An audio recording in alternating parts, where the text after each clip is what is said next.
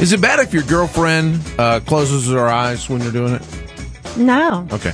All right, so back to the phone calls. A friend wanted me to ask that question. It might just mean she's really into it. Good. But there's something fun about opening your eyes, too. Yeah, no kidding. Yeah. So anyway, we're talking to Laurie Watson. She is our sex therapist, and a lot of questions and stuff. And then we have somebody here in the station that is going to ask kind of a question that maybe you have thought about and maybe you haven't thought about this. But first, we're going to go to Laurie here. Laurie, good morning. Ask your question to Laurie Watson. Hi, y'all. My question is, I'm getting married in a couple months, and my fiance and I are both virgins by choice. Good for you guys. Thank you. And so I'm just kind of concerned. I have a healthy sex drive, and I'm excited to be able to have sex with my, husband. But thinking about the wedding night makes me feel a little anxious from going from 0 to 60 in one night. Absolutely. And it might not have to be one night. I mean, you might be able to just fool around, touch each other, learn each other's body, and have sex on the honeymoon, have intercourse on the honeymoon at some point. Listen, I have something for you on my website at awakeningscenter.net. Go look there under the resources. It's called First Love, and it goes through step by step all the things that you need to do to prepare your body and to get ready sexually. So it's something that I really want you to go and look at. I also think you should come see Carrie Roberson, who's my partner, and she can talk to both of you guys about expectations, what you're going to be going through. Take some vitamin V. And some Advil. Vitamin V. Okay. All right. So listen, here, I think what you're saying is make sure that Laurie understands and I understand, and she'll go and look at that. But right. I think what you're saying is don't put so much pressure on you and or your guy. He shouldn't have so much pressure to have sex the first night. Right. Because listen, number one, Laurie, after you have your wedding and it's not going to go as planned perfect. It never does, right?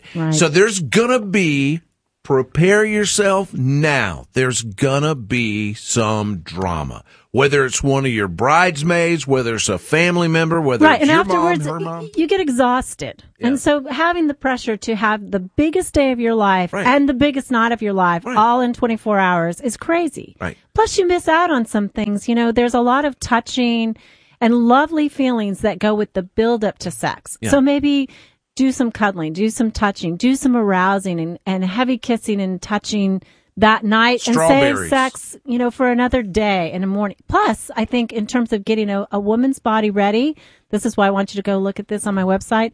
There's a lot that needs to be done. You need to be stretching yourself. He needs to learn how to do that. It doesn't happen first time. You can almost have pain-free sex, though, the first time if you will follow those steps on my website. And I just wish every young couple who are virgins that were going through this had a little bit of extra help. Come talk to a sex therapist, honestly. Laurie, are you proud that you're a virgin and you're about to marry a virgin? Yeah, I really am. I don't know if y'all remember, I was on the free-for-all a few months ago. Oh, yeah. Oh, you were the really pretty virgin. And at the time, I wasn't. No, what I'm saying, there's a lot of unattractive virgins, and that's... I'm a virgin, not for a specific reason, just by choice, right?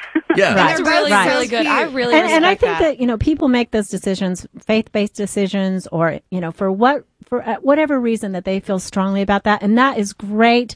I just don't think, though, that you should expect glorious sex the first time out of that because of that decision. Yeah. Wait till you go to Disney World. That was the best ever. Lou, if you're listening right now, you're rolling your eyes. Yeah. Oh, dear Jesus God. It was the happiest place on earth for me. When you were there. And on your listen, honeymoon. let me just suggest this one thing, Laurie, because where are you going for your honeymoon? Asheville. All right. So do you have a specific hotel that you're going to stay at? We're getting a cabin. Okay. Okay, perfect. Yeah. Okay. Perfect. So this is my suggestion.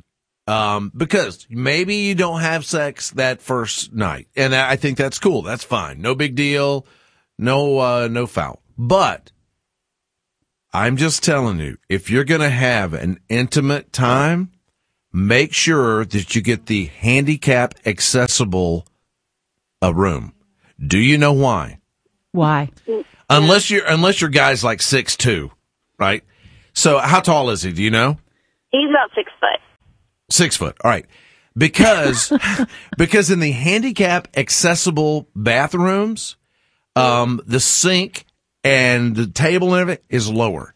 Uh-huh. Whereas the other one is higher, and I would have to be on my damn tippy ass toes if we're getting crazy in there. Yeah. Yeah. And so that's what I'm saying. That was the happiest place on earth. And I'm like, I love you, you damn mouse. And it's got the rails you can hold on to. And listen, share with each other. Handles? It does. Share with each other your sexual fantasies for that night.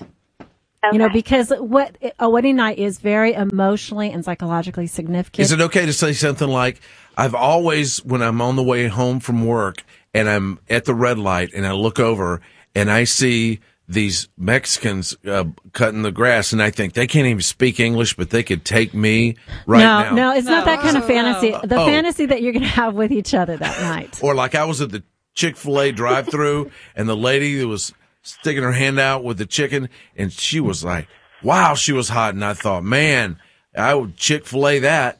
His fantasies are a little bit Is that too much? That's too much. Is that too much? That's too much. Okay. Bob's fantasy segment. Yeah, like I saw, No, wait. Just stop. Like a because if female gardener, and that ain't sexy? Are you kidding me? They're on a zero turn. Fatigues. A zero turn good lawnmower, luck, Laurie. and she's Hispanic, and like I can't think about that.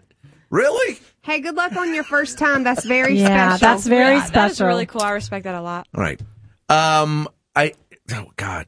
We don't have time to get in this, but can we just do a break early, Breeze? Can we do a break early and then we come back?